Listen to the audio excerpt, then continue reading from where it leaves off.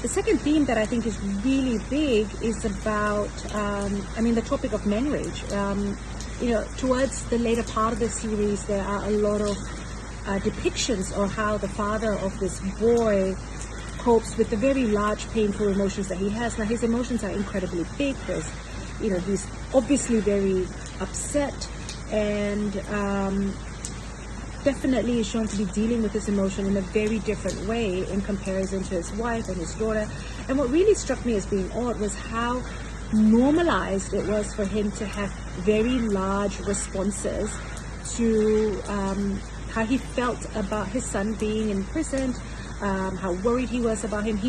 It was okay, and it was normalized in terms of how his family members responded to him, for him to be very loud, violent, and aggressive towards other people because he was in pain. Meanwhile, the women in his lives were softer, quieter, and also very much so in caretaking roles, caretaking for him as opposed to caretaking for themselves, despite the fact that they were probably experiencing the same emotions as he was.